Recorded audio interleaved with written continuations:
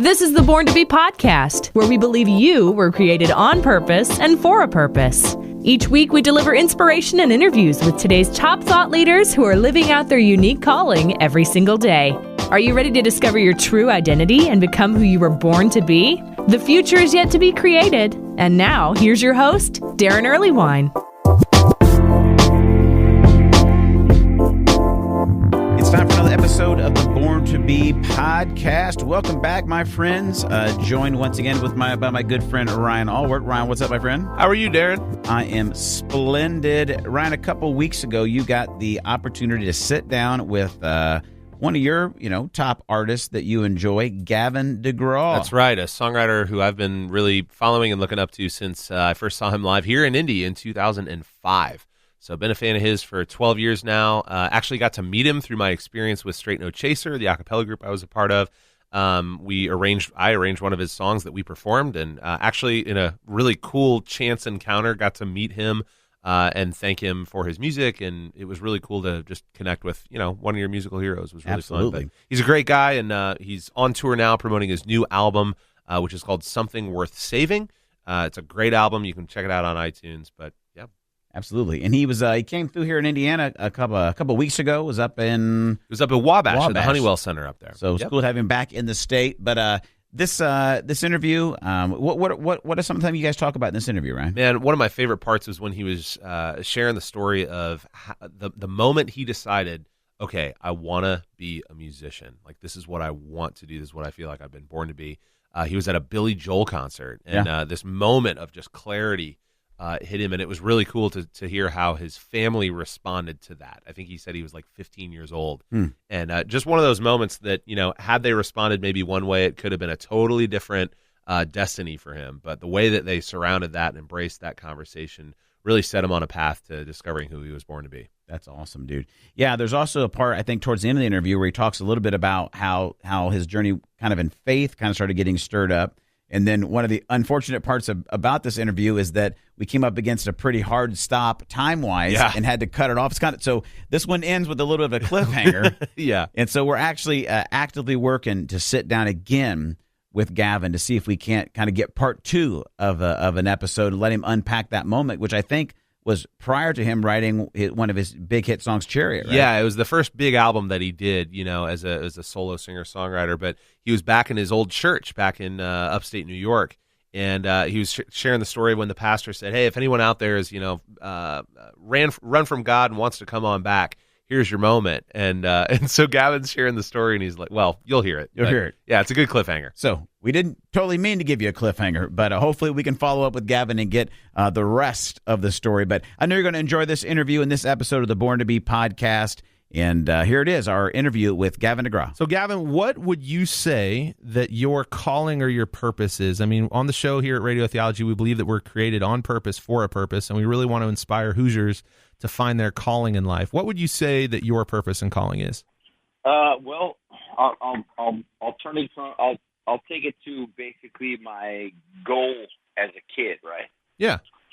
So when I was a kid, I wanted to, a lot of people want to be a fireman or a policeman, right? I wanted to be G.I. Joe for a while.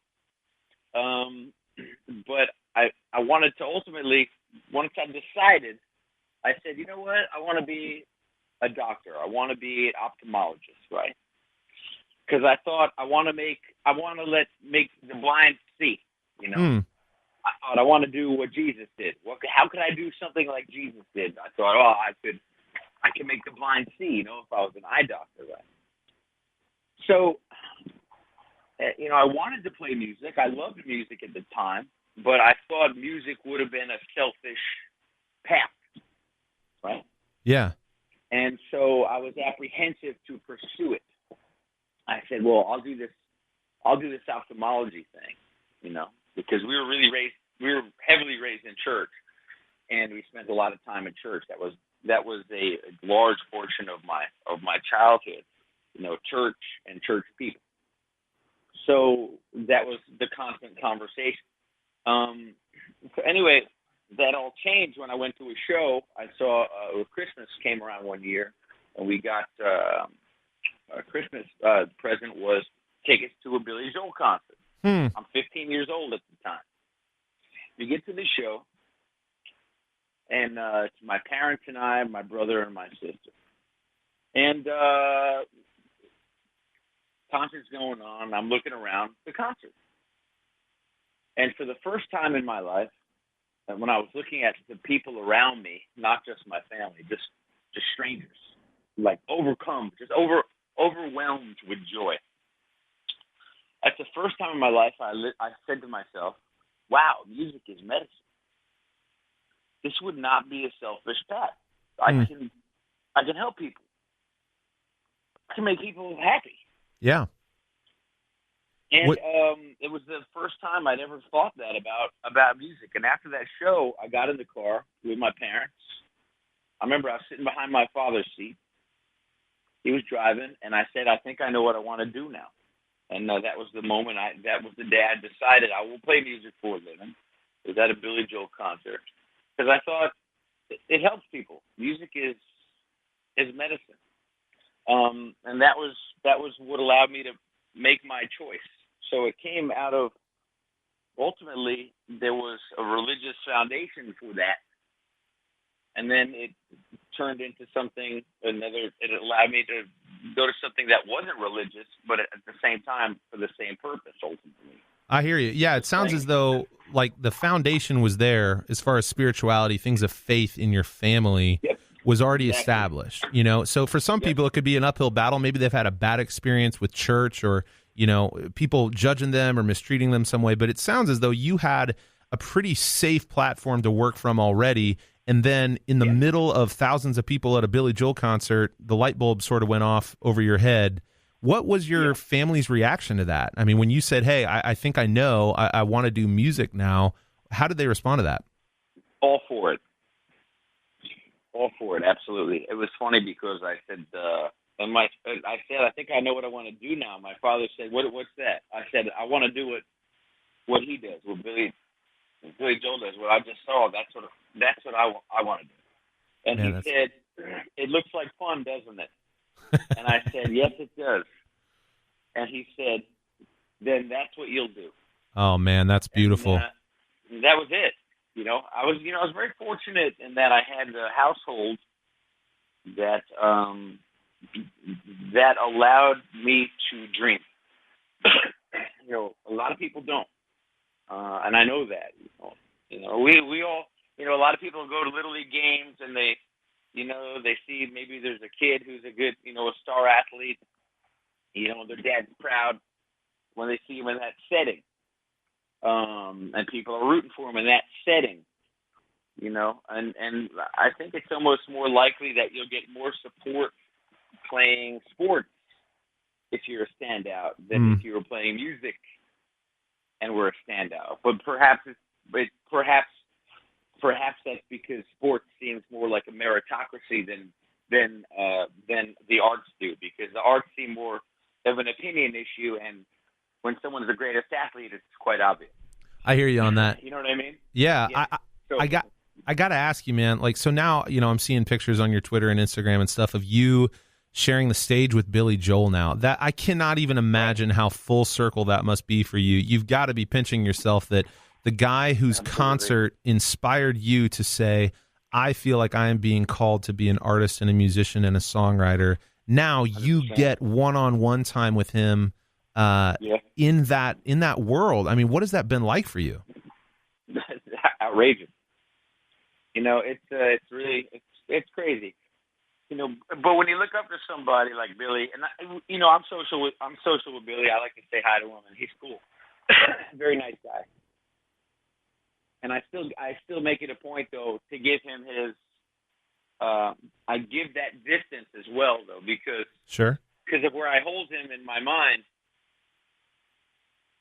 I want there to be a level of distance there because I want to keep him there in my mind. You know what I mean? Which is a funny thing. Like with the way I look up to all the people I look up to, I want to say hi to them. I want to know them a little bit, let them know how important they are to me, and at the same time make sure that they know I know that there should be a certain level of respect, or I should respect a certain amount of their privacy because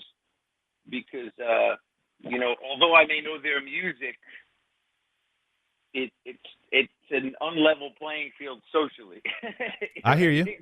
Yep. I should give them that space because they deserve that space. I hear you on that. Yeah, and so particularly though, the guy's a living legend. It's important for me to give him that space. So, yeah. It's kind of like the, don't meet your heroes because you may never find out what they're actually like. But it sounds as though you guys have had a good rapport, and I can only imagine what it was like to then for you to share him. Like, hey man, you may hear this a lot, but you really impacted my life in an amazing way long ago. I just love it's almost poetic, man. That like your experience being like 15 in a concert, finding out this is what I want to do, and then being able to then support that. So I'm gonna do one of those moments a little bit right now with you. All right, if that's cool. Yeah. Sure. So in 2004, I saw you play at a dive bar called Birdies here in Indy. You were promoting Chariot, your big album that came out back in 2003, and you were playing with Michael Tolcher. I remember that. Right. I don't know if you've heard the name Michael Tolcher since, but very nice guy. But that's when I was a fifth wheel. I went with two couples to that show. I hadn't heard your music. It was a great show. I enjoyed it. Became a fan ever since, 13 years ago. And then what was really cool was in 2011, you released an album called Sweeter. And the first time I heard your song Soldier, something stirred in me that then, just I couldn't get away from that song. I listened to it 100 times before I even said, all right, I want to do something with this song. Because I was in a group at the time called Straight No Chaser. It's an a cappella group. It was a great group. Yeah, man. And so you inspired me in that song to put pen to paper. I did a vocal arrangement of it. It ended up being on the last album that I was on because at the end of that year, I transitioned out of singing a cappella and going into ministry back here in Indianapolis. And what was cool, man, is like you sent a video to the group, to your manager who sent it to our manager, and he then sent it to me. And it was just so cool to be like, man, like that is so neat that you would just take time out of your sound check to be like, hey guys, thank you so much for, singing my song. It meant a lot to me that you would even do that. I got to tell you though, this was really cool. So the coolest moment with Soldier was we got to sing it at West Point at the U.S. Military Academy. Wow. And there were like 2,500 cadets from West Point there in the show. And I tell you, man, singing Soldier for a bunch of soldiers we got the biggest applause of that song of the tour there. But it was just such a cool full circle moment for me to be like, man, there's something in this song. And I wanted to ask you about that. So like a lot of the themes in your songs, and I know you're a big lyrics guy. I would, I don't know if lyrics are more important to you than music or if you hold them in different hands or whatever, but they're the most important. It seems to me like there's a lot of, even with the song that you did with Need to Breathe, Brother, there's a lot of like themes in your music of overcoming seemingly insurmountable obstacles and being in life with people alongside them, fighting for what you know is right. Right. Let me kind of paint this picture. Who has been a soldier to you in your life when you've been in like some hard struggles or challenges in your life? Like who has undoubtedly walked alongside you and been a soldier for you? In my human life, I've had an unbelievable family. So my mother, my father were very very much there for me in every aspect. They were always there for guidance. They did their best not to make me feel like they judged me if I made a poor choice as an adult, and even when I was let's see, I was at college.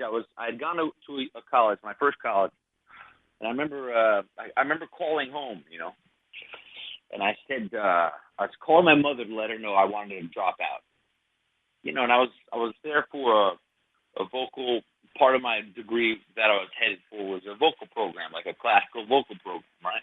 All right. Which really wasn't speaking to me at all. feel like I was learning too slowly, and I wanted to kind of earn my stripes out in the real world, rather than in the safety zone of a classroom. It felt like, to me, college always felt like camp for old kids. So I thought to myself, now my high school friends that I was growing up with seemed more together than the vast majority of the people I was meeting on the campus of college, which was really weird because, most of my high school friends were just guys I played sports with, and and that's the group that everybody in college tells you isn't thinking, right? Yep. But I thought to myself, well, here I am at college, and the guys I play basketball with are way more together than most of the people walking around the campus, So anyway, I remember I called up my house, and this is before cell phones, right? Yeah. So I'm there on the landline, and I call up the house, and I say to my mother, I want to quit college. Which is a hard conversation because I was only, a handful of weeks in probably, Yeah. I just knew that it was not feeling right, And I had ended up making a couple more of these types of choices. She said to me, her response was, well, Gavin, college is just an experiment. So why don't you just hang out for the next few weeks, finish up your time there, enjoy yourself with your friends, and just come home and figure it out. I said, that's it? Was that the response that you were thinking? I mean, were you a little nervous going into that conversation? You thought she was going to be like, are you crazy? You've got to stay. Are you crazy? You got scholarship money. What are you talking about? So I thought there was going to be this incredible, push and pull moment, but there wasn't. Wow. And I went home, and I spent months at home working on music and writing, and I can't remember what kind of job I had at the time, but anyway, I ended up trying another college out, right? And I went for a couple months, and I said, once again, camp for old kids. It's just, it's too safe here. This is not the real world. This is where people become confused about the real world because they're only around their peers. Okay. Was that when you were at Berkeley in Boston? Yep. Okay. All right. Yep. And this is not competitive enough. This is not the real world. You're going to walk out of your dorm room, and you're going to step out into the real world, and you're really going to get knocked around because you were here too long. And I had another conversation with the family, and I said to them this. I was 19 years old or 20 years old. I said, I'm running out of time. The kind of music I play, the kind of market I'd be in music, is the window of opportunity that's always closing. I'm getting too old for that to be taken seriously. Yep. And I'm paying to play at college, right? So you're basically paying extra to have the right or the permission or for it to be excusable to play music during the day. Why should I pay the extra money? And I said, I need to go out there in the real world and see if I can do this, And my parents embraced it, they embraced it. That is such a gift, man. I'm hearing you share your story, and I'm wondering, what if, you got out of the Billy Joel concert and your dad kind of blew off what you said? Or what if when you called your mom to say, hey, I'm really feeling led to leave school and pursue my passions, if she went total 180, and was just like, no, we're going to make you stay there. And I wonder if you probably would, I guarantee you would not be able to experience the things that you have been able to experience, and 100%. not just for you, but the way that, your music, I think you're the kind of artist, Gavin, and correct me if I'm wrong, but you see your music as a gift to give other people. It's not just for you. I mean, like, the fact that you can do it and make a living for yourself is great, but like, I've seen you perform, like when you're doing it, that is for your audience, and I think you can see that in a couple of different artists where it's just like, man, they're here for them, but you're there for the other people, and that's awesome that like your family has been such an important part of your career and your life, that they support you no matter what. It's been amazing. I moved to New York City, and because I had made a demo in my room, right, at my house, when I had quit school, gone back again. Yep. And at that time, I was working at a lumber yard, and I was working on houses, and I was packing trucks and this kind of thing, And I'm 21 years old, 20 years old. And I'm playing local gigs in upstate New York, playing bars, this and that. And anyway, I made this demo in my house. And I had known this couple from when I was in high school, and their kid was an actress. And they took this demo to someone that they knew at a set that their kid was an actress on. And you got to understand, the town we're from is a very small town in a very impoverished town. So this was an unbelievable opportunity. Right. I grew up in a prison town, 3 prisons in my hometown. You're going to school, a good portion of it is you're going to school with officers' kids and inmates' kids, right? Yeah. So it's a different kind of thing, That was part of the makeup of the town. And so when I heard this, oh, wow, you mean you took my demo to the set of that movie that your daughter was on? Wow, And she ended up this couple ended up giving the tape to someone that they knew, who ended up being the head of the A&R department at RCA Records. You think that's a coincidence? I think not. Unbelievable. That's amazing. Unbelievable, right? Amazing. So they say, hey, they want to hear you play. I book one gig in New York. I'm 20 years old. I go down, play this place called the Bitter End. And, my whole hometown basically shows up to support, like people do from hometowns to go to New York City. It's a big thing. And it was amazing to see that community feel, Right. So you go out and you feel like a big star for the night. Sitting at the bar with my brother after the show, and he said to me, "We got to move here." I said, "When?" He said, "What did he say? 6 months." I said, "Done." 6 months later, we moved into an apartment in Hell's Kitchen in New York, and it was I sold my truck, and we moved in. We shared an apartment. He and we shared a bedroom. I was getting pretty burnt out from being in New York. I had the record company had made me an offer. I'm 20 years old. I didn't like the offer. And I said to them, I appreciate the offer, but, I walk in your building, I see very nice things, but I know if I sign this deal, I don't have those nice things. Those are still yours. And you tell me you think I'm the next Paul Simon, but that's not what their contract says. And I have to go according to that. And I said, I'm working at a lumber yard. I don't have any money, but I know that I don't owe anybody anything.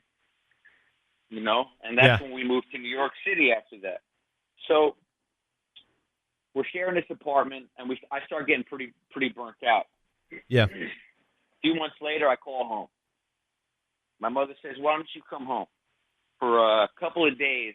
Come up to the country, get grounded a little bit, like get yourself back." I said, "I will."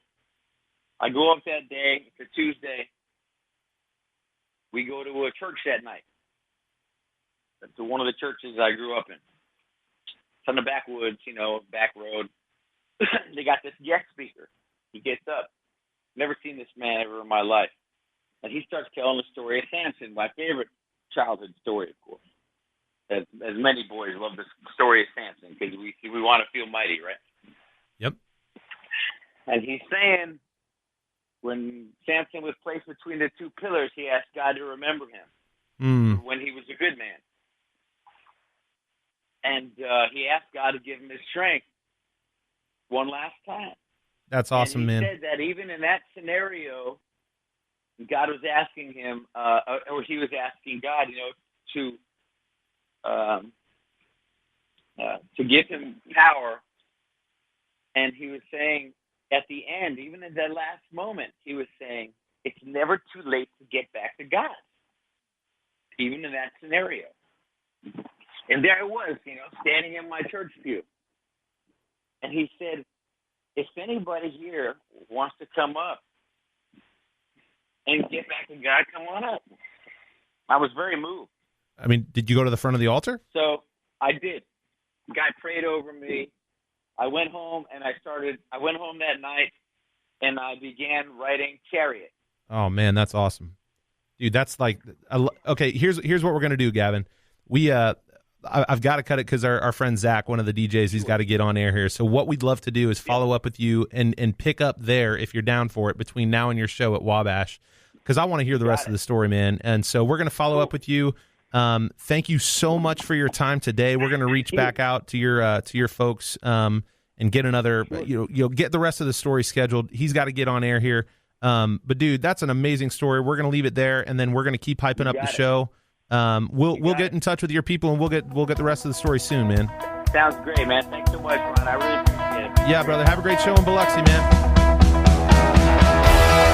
Thank you for listening to the Born to Be podcast, where we believe you were created on purpose and for a purpose. Each week, we continue to deliver inspiration and interviews with today's top thought leaders who are living out their unique calling every single day. Be sure to catch us on Sunday with our next episode. Are you ready to discover your true identity and become who you were born to be? Then follow us on Facebook and Twitter. The Born to Be podcast, the future's yet to be created, with your host, Darren Earlywine.